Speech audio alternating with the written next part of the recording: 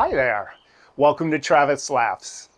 So last night I was fortunate enough to be part of a comedy presentation at the Writer's Block where what we did was we roasted something in history. It was a lot of fun. I had a really good time. It was the first live comedy I've been part of in like 15 months or something. So it was fun to see the faces of the people I used to do comedy with. And they also had an amazing musical interlude by Whitty Youngman, a local talent, who said it was okay if I put a little bit of her music in this video. So I hope you enjoy this.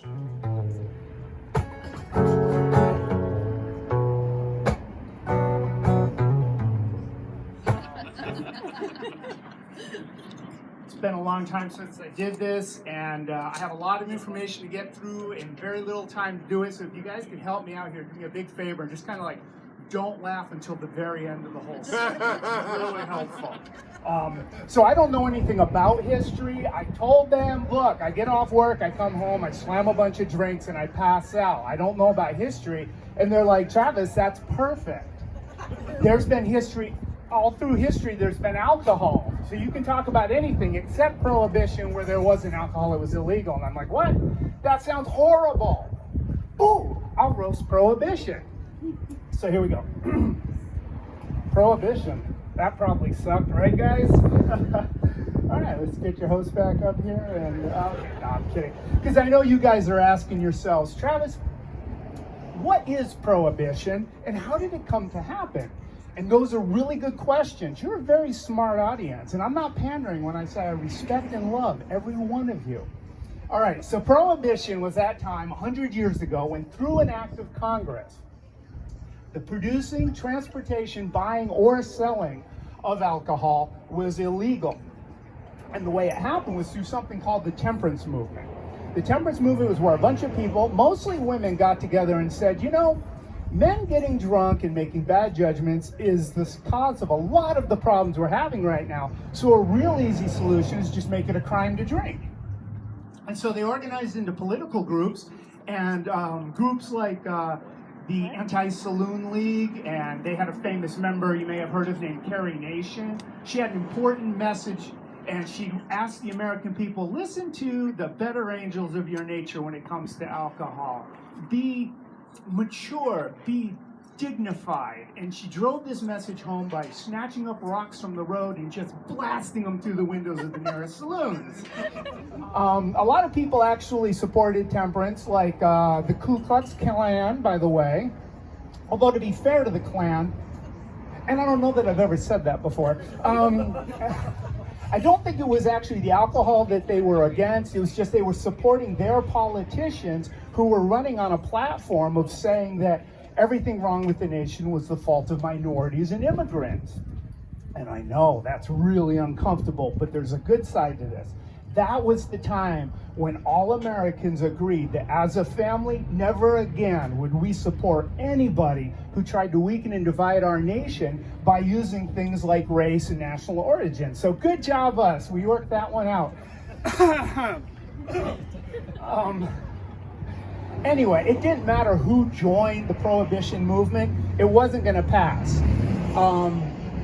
The federal government said absolutely not. This nation is based on the concept of freedom, on a man's individual right to do what he wants with or to his body, and it's a matter of liberty. We're not going to let you infringe that. And isn't that really cool, you guys? Isn't it neat that they did that? And I don't think that we should be sarcastic or cynical and say, yeah, but back then 1/5 of the federal budget was based entirely on taxes on alcohol. Don't be that guy.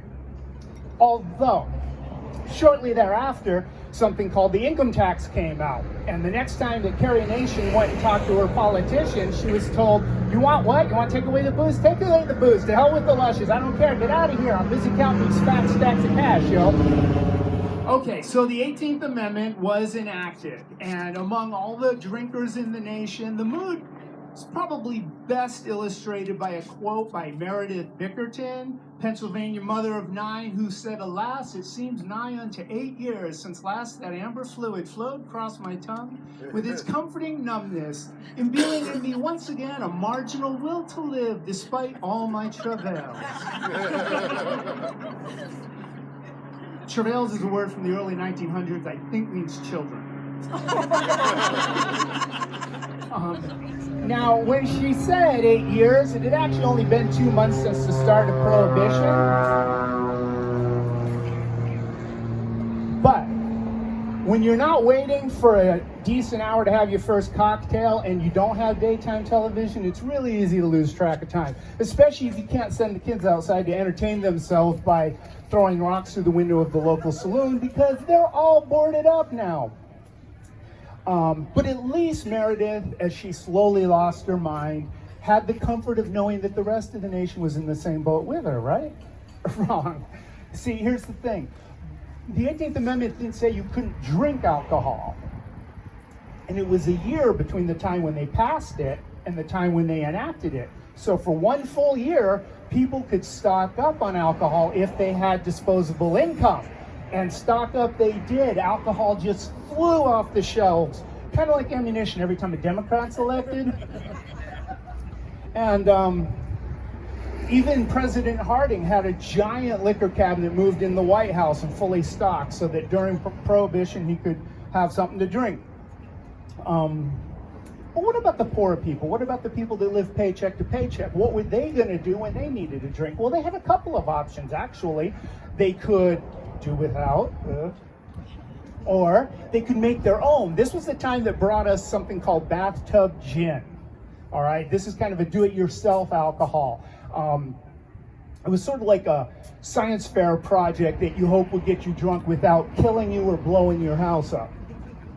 And it tasted awful though, so this was actually also the time where we started mixing juices and stuff in with our beverages. Because if you put enough juice in there or enough sugary, syrupy, whatever, then it actually tastes okay. Which made me think, and I couldn't find any evidence to support this, but I suspect that this may have actually also been the time when we first started making our shampoo smell like mango or like coconut or like cinnamon. Because if your booze is going to smell like your bathtub, it's probably a good idea if your bathtub smells like tropical fruit instead of armpit. And because we had learned how to mask the actual taste of things, now we had another option available, industrial alcohol, the stuff that they made to clean things with and to sanitize things. You put enough orange juice in there, now you've got an OJ and sanitizer cocktail. And the federal government got kind of cranky about that. They said, first of all, that's not safe, but way more importantly, you guys aren't playing by the rules. So what we're going to do is we're going to add poison to all the industrial alcohol. And that went without any problem at all, except for somewhere around 10,000 people died because of federal poisoning of the alcohol. So, the one other thing too, though, is that eventually even well-to-do people started running out of alcohol. Well, what were they going to do? Well, they kind of wrote the rules, and when you write the rules, you can actually kind of put a loophole in there. And the loophole was prescription alcohol. If your doctor says you need alcohol and writes you a prescription, you can take it to the pharmacy and get your alcohol. Now, you're probably thinking, yeah, but who would go through all that trouble? Well, let's put it this way. At the beginning of Prohibition, there was 20 Walgreens in the United States. By the end of Prohibition, there was almost 600 nationwide Walgreens pharmacies working around the clock filling prescriptions for booze.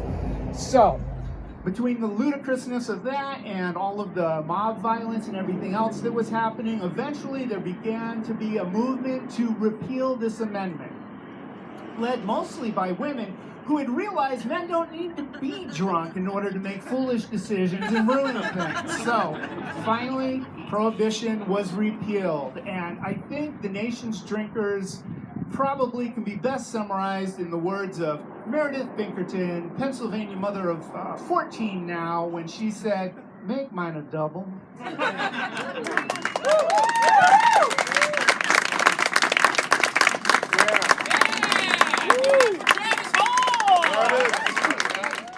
So I hope you had fun with that. Thanks for joining me. I'll see you next time. I'm